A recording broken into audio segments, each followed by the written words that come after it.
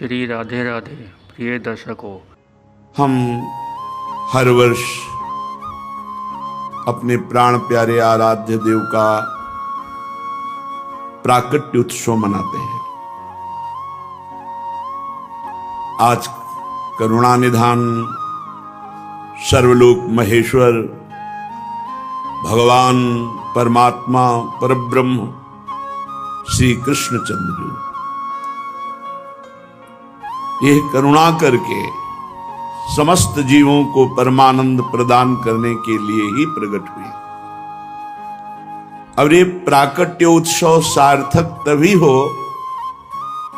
जो हमारे हृदय में प्रकट हो, मेरे मन में, मेरे प्राणों में, एक एक श्वास में, एक एक नस नाड़ी कृष्ण कृष्ण कृष्ण भगवत स्वरूप हो जाए, हमारे हृदय में प्रभु का अवतार हो,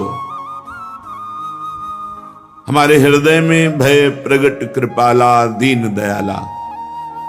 तो हमारी जितनी आसुरी प्रवृत्तियां हैं, राक्षसी प्रवृत्तियां हैं, राक्षसी प्रवृत्ति उसे ही कहते हैं स्वसुख वांछा, दूसरों से वस्तु व्यक्ति स्थान से जो सुख भोगने की लालसा है उसे आसुरी प्रवृत्ति कहते हैं। अपने आसु माने प्राण, प्राणों के पोषण के लिए, इंद्रियों के सुख भोगने के लिए जो हमारी वृत्ति है उसे आसुरी प्रवृत्ति कहते हैं। और भगवान का प्रादुर्भाव आसुरी प्रवृत्ति को जड़ मूल से नष्ट कर देता है।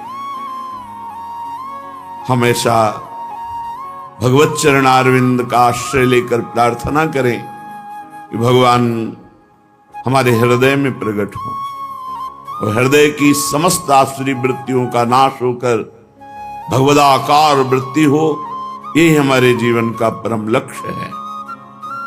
देवकी वसुदेव जी ने महान तप किया कि संसार का स्वामी भगवान मेरा पुत्र बने। नंद यशोदा जी ये सब महान तप संपन्न, इनको सुख प्रदान करने के लिए भगवान प्रकट हुए। ये दुराचारियों का विनाश तो बहुत साधारण सी बात है। श्री सुखदेव जी कहते हैं कि ये उस समय की बात है जब लाखों राक्षसों ने, असुरों ने, दैत्यों ने राजाओं का रूप धारण करके पृथ्वी में आतंक मचा रखा था। अहंकार से भरे हुए, बल से भरे हुए पृथ्वी को आक्रांत कर रखा था। आक्रांत पृथ्वी त्राण पाने के लिए रो रही थी। ये उस समय की बात है जब यदुवंशी राजा शूरसेन माथुर मंडल, शूरसेन मंडल का मथुरापुरी में रह करके शासन करते थे। ये मथुरा समस्त यदुवंशी नरपतियों की राजधानी थी। मथुरा में सदैव भगवान की उपस्थिति पाई गई है। मथुरा में सूर्य के पुत्र वसुदेव जी का विवाह देवकी जी के साथ हुआ। ये उस समय की बात है जब नवविवाहिता पत्नी देवकी को रथ पर विराजमान करके वसुदेव जी ले जा रहे थे। कंस बड़ा बलवान, स्वभाव में धूर्तता, वसुदेव जी से कहा मैं रथ हाँकूंगा, मेरी बहन है। और रथ के घोड़ों की लगाम पकड़ ली, स्वयं रथ हाँकने लगा। रथ चल पड़ा। जिस समय घोड़ों की लगाम पकड़कर कंस रथ हाँक रहा था उसी समय स्पष्ट आकाशवाणी हुई, अरे मूर्ख, जिसको तू रथ में बैठाल कर लिए जा रहा है उसकी 8वें गर्भ की संतान तुझे मार डालेगी। भोजवंश का कलंक। आकाशवाणी सुनते ही कूद पड़ा रथ से, तलवार खींच ली और बाल पकड़े देवकी के वसुदेव देवकी के लिए आदेश किया, तत्काल हथकड़ी बेड़ियों से जकड़ करके इनको कैद खाने में डाल दिया जाए और बहुत ही कठोर पहरा लगा दिया जाए। वर्ष वर्ष में जो संतान होती मारता गया, उसे हर बार शंका बनी रहती, पता नहीं वो भगवान किन बालक के रूप में प्रकट हो जाए। परीक्षित, पृथ्वी में बात प्रायः देखी जाती है कि अपने प्राणों का ही पोषण करने वाले जो लोभी लोग होते हैं, वो चाहे राजा हो चाहे कोई भी हो, वो अपने स्वार्थ की पूर्ति के लिए माता पिता भाई बंधु किसी की भी हत्या कर सकते हैं। माता की, पिता की, भाई की, बंधु की, मित्रों की, इष्ट की, किसी की भी। ऐसे स्वार्थी पुरुषों से कभी मित्रता नहीं रखनी चाहिए, नहीं हानि ही होती है। जब कंस ने एक एक करके देवकी जी के 6 बालक मार डाले, तब देवकी के 7वें गर्भ में भगवान के अंश स्वरूप अनंत महिमा अनंत बलशाली भगवान शेष जी पधारे देवकी जी के गर्भ में। अनंत भगवान जब 7वें गर्भ के रूप में देवकी के उदर में पधारे, बड़ा आनंद। पर देवकी जी को लगा कि कंस इसे भी मार डालेगा, इसलिए वो रुदन करने लगी। विश्वात्मा भगवान ने देखा कि माता को बहुत दुख है और यदुवंशियों को कंस सताए ही जा रहा है, तो अपनी योग माया का स्मरण किया और योग माया को आदेश किया, देवी कल्याणी, तुम ब्रज में जाओ, वह प्रदेश ग्वालों और गौओं से सुशोभित है। वहां नंद बाबा के गोकुल में वसुदेव जी की पत्नी रोहिणी गुप्त रूप से निवास कर रही। उनकी और भी पत्नियां कंस के डर से गुप्त स्थानों में रह रही। इस समय मेरा महान अंश, जिसे अनंत शेष जी कहते हैं, देवकी के उदर में गर्भ रूप से विराजमान है। तुम जाओ वहां से उस गर्भ को रोहिणी के उदर में रखो। मैं स्वयं आ रहा हूं, अब विलंब से आने जा रहा।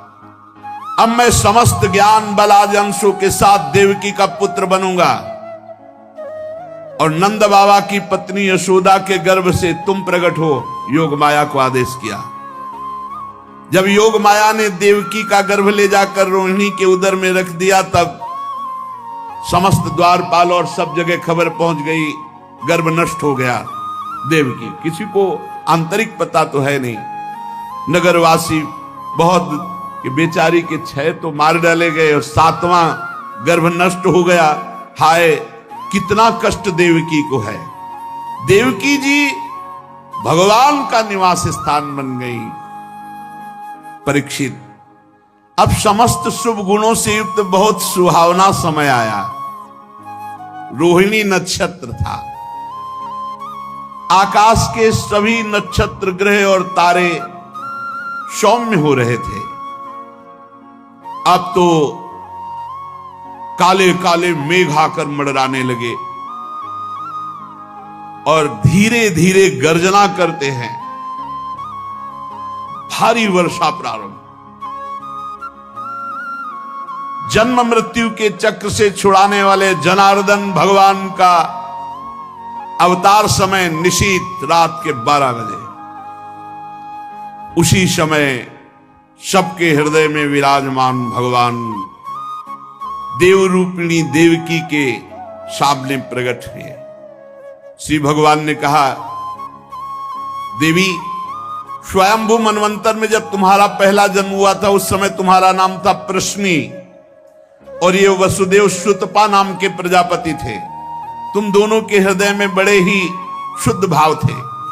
जब ब्रह्मा जी ने तुम दोनों को संतान उत्पन्न करने की आज्ञा दी, तब तुम लोगों ने इंद्रियों का दमन करके उत्कृष्ट तपस्या की। तुम दोनों ने वर्षा, वायु, घाम, शीत, उष्ण आदि काल के विभिन्न गुणों को सहन किया और प्राणायाम के द्वारा अपने मन के मल को धो डाला। तुम दोनों ने सूखे पत्ते खाकर फिर हवा पीकर केवल तपस्या की। अभीष्ट वर प्राप्त करने की इच्छा से मेरी आराधना की। कितना कठिन तप। मुझ में चित्त लगाकर ऐसा परम दुष्कर घोर तप करते हुए देवताओं के 12,000 वर्ष व्यतीत हो गए। पुण्यमयी देवी उस समय में तुम दोनों पर प्रसन्न हुआ, क्योंकि तुम दोनों तपस्या श्रद्धा प्रेममयी भक्ति से अपने हृदय में नित्य निरंतर मेरी भावना की थी। जैसा मैं आज तुम्हारे सामने प्रकट हुआ हूं ऐसा उस समय भी प्रकट हुआ था, और तुमसे कहा वरदान मांगो। तब तुम दोनों ने कहा आप जैसा पुत्र मुझे चाहिए। हो मेरे जैसा तो सिर्फ मैं ही हूं, तो मेरे जैसा पुत्र, तो मैंने ये वरदान दिया कि मैं ही स्वयं तुम्हारा पुत्र बनकर आऊं। ये छोटी मोटी तपस्या का फल नहीं, आप देख लीजिए। अगर आप जीवन भर रामकृष्ण हरि भगवान नाम जपते हुए भगवत प्राप्त हो जाते तो कितना सरल है, कितना सरल है। इसीलिए धन्य है ये कलयुग जो कम समय में भगवत प्राप्ति, केवल भगवान नाम जप और थोड़ा सा केवल पापाचरण से अपने को बचा लो तो भगवत प्राप्ति हो जाएगी। हे माता जी, मैंने देखा कि संसार में शील स्वभाव उदारता अन्य गुणों में मेरे जैसा कोई नहीं, इसलिए मैं ही तुम्हारा पुत्र हुआ, मैं ही। प्रश्न गर्भ से, वामन रूप से, और इस समय तुम देवकी वसुदेव हुए वासुदेव के रूप से। एक बार मैं वचन बोलता हूं उसे 3 बार पूरा करता हूं, ये भगवान कर रहे। मेरी वाणी त्रिकाल सत्य है। एक बार तुमने मांगा पुत्र तो प्रश्नी गर्भ, वामन रूप और इस समय वासुदेव रूप, कश्यप आदित्य के रूप में वामन रूप। और मैंने ये रूप इसलिए प्रकट किया कि जब मैं अवतार लेकर मनुष्य शरीर में लीला करूंगा तो मुझे पहचान पाना बहुत कठिन है। इसलिए तुम लोग ध्यान रखना मैं कौन हूं।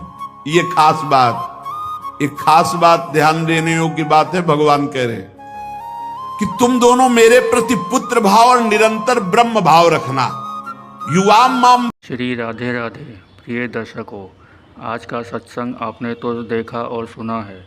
प्रेमानंद महाराज जी के प्रवचन सुन के आपको क्या क्या सीखने को मिल रहा है, कमेंट करें और हमें ज़रूर बताएं। प्रेमानंद महाराज जी के प्रवचन सुनने के लिए हमारे चैनल ज्ञान साधना को सब्सक्राइब करें। फिर मिलते हैं एक और नए वीडियो के साथ। धन्यवाद।